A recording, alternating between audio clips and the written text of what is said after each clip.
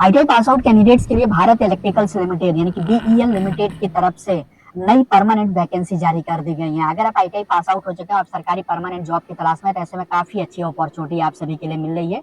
और ये जो वैकेंसी है भारत इलेक्ट्रॉनिक्स लिमिटेड के पंचकुला जो यूनिट है, पंचकुला का जो बेस है, वहां की तरफ से परमानेंट वैकेंसी जारी की गई। इसके अलावा भारत इलेक्ट्रिकल्स लिमिटेड की तरफ से गाजियाबाद का जो यूनिट है, इसके अलावा जो हैदराबाद यूनिट है, इन दोनों अलग अलग प्लांट के तरफ से वहां के लिए जो परमानेंट वैकेंसी है टेक्नीशियन के पदों पर तथा इंजीनियरिंग असिस्टेंट के लिए वो जारी की गई है। तो उनके लिए भी अलग से डिटेल वीडियो के माध्यम से मैंने आप सभी को अपडेट प्रोवाइड किया। अगर आप बीईएल गाजियाबाद तथा बीईएल हैदराबाद के लिए उस वैकेंसीज के लिए इंटरेस्टेड है, उसका फॉर्म आप अप्लाई करना चाहते हैं, तो सभी वीडियोज वैकेंसीज का जो लिंक है इस वीडियो के नीचे डिस्क्रिप्शन बॉक्स में मिल जाएगा।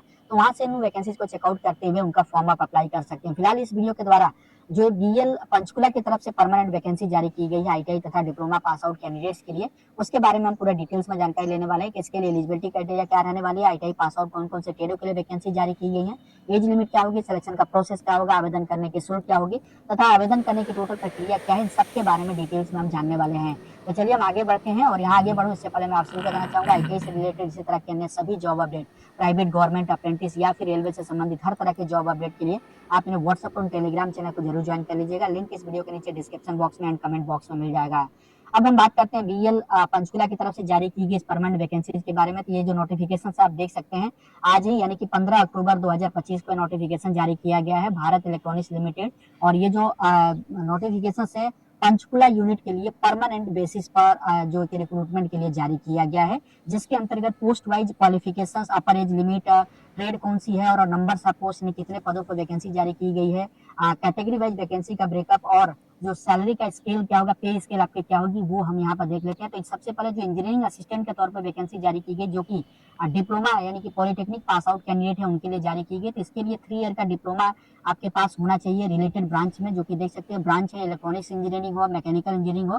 दो अलग अलग ट्रेडों के लिए क्रमशः 3 तथा 2 पदों पर वैकेंसी जारी की गई है। अपर एज लिमिट 1 अक्टूबर 2025 को कट ऑफ डेट कंसीडर करते हुए 28 साल से ज्यादा नहीं होनी चाहिए। टोटल वैकेंसी की बात करें तो डिप्लोमा पास आउट कैंडिडेट के लिए 5 पदों पर वैकेंसी जारी की गई है।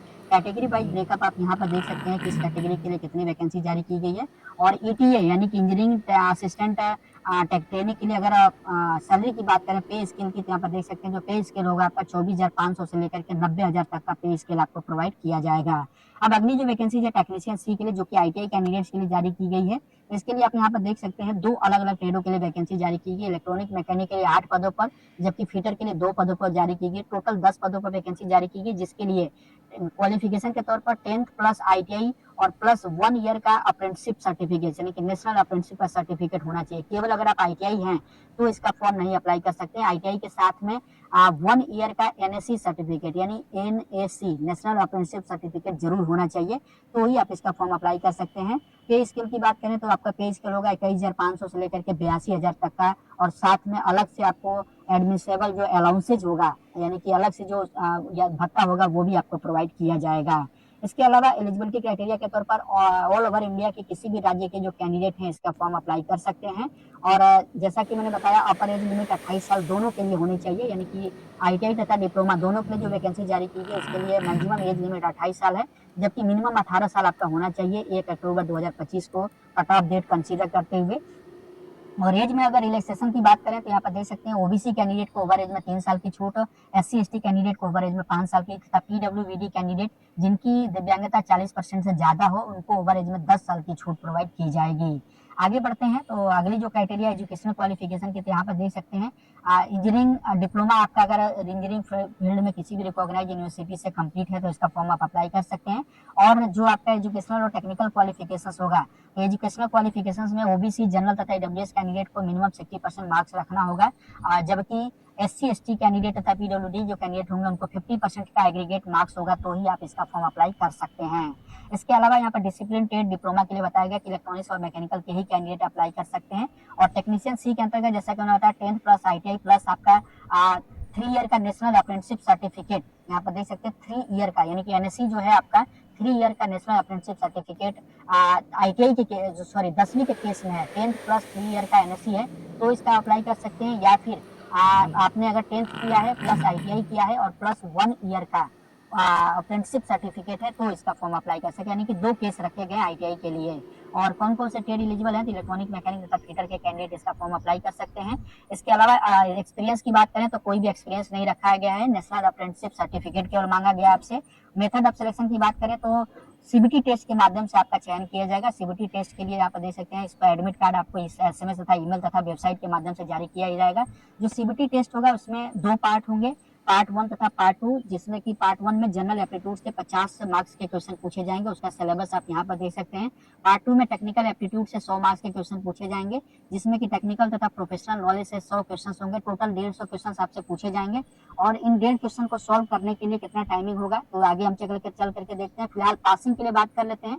तो पासिंग जो क्राइटेरिया होगी सीबीटी टेस्ट में, अगर आप जनरल ओबीसी डब्ल्यूएस है तो पार्ट 1 में 35% मार्क्स लाना होगा और पार्ट 2 में भी 35% मार्क लाना होगा, जबकि एससी तथा पीडब्ल्यूडी कैंडिडेट को पार्ट 1 में 30 तथा पार्ट 2 भाग में 30% मिनिमम मार्क्स लाना होगा, तब आप जो इसमें क्वालिफाई होंगे। देन अगले स्टेप के लिए आपको भेजा जाएगा। उसके बाद पे एंड अलाउंसेस की हमने बात कर ही लिया कि कितना सैलरी आपको प्रोवाइड की जाएगी। एप्लीकेशन फीस यानी कि फॉर्म अप्लाई करने की फीस की अब हम बात कर लेते हैं। तो फॉर्म अप्लाई करने की फीस के अंतर्गत देख सकते हैं, बताया गया कि आप 500 रुपये प्लस 18% जीएसटी यानी 590 रुपये का फीस जनरल ओबीसी तथा ईडब्ल्यूएस कैंडिडेट को पे करना होगा। जबकि अगर आप SC ST PWD ex serviceman candidate हैं तो आपको किसी भी तरह की फीस का पे करने की जरूरत नहीं है, आप ऑनलाइन तौर पर फ्री में इसका फॉर्म अप्लाई कर सकते हैं। और इम्पोर्टेंट डेट के तौर पर बात कर लेते हैं कि यानी कब तक इसका फॉर्म अप्लाई कर सकते हैं। तो फॉर्म अप्लाई करने की जो लास्ट डेट है वो आप स्क्रॉल करते हुए जब आप नीचे जाएंगे तो यहाँ पर इसका जो फॉर्म अप्लाई करने की लास्ट डेट होगी वो देखने को मिलेगी, जो कि देख सकते हैं 5 नवंबर 2025 तक आप इसका ऑनलाइन मोड पर फॉर्म अप्लाई कर सकते हैं। तो अब चलिए हम बात करते हैं कि इसका फॉर्म अप्लाई कैसे करना है और अप्लाई करने का प्रोसेस क्या है। तो इसके लिए आपको ऑफिशियल वेबसाइट पर विजिट करना होगा, जो कि आप देख सकते हैं भारत इलेक्ट्रिकल लिमिटेड की जो ऑफिशियल वेबसाइट है मैंने ओपन किया है। इसका डायरेक्ट लिंक आपको वीडियो के नीचे डिस्क्रिप्शन बॉक्स में मिल जाएगा। जैसे उस लिंक पर क्लिक करेंगे इस तरीके से इंटरफेस दिखाई देगा। यहाँ पर आपको जो कैरियर का पेज देखने को मिला, सेक्शन देखने को मिला, यहाँ पर क्लिक करेंगे।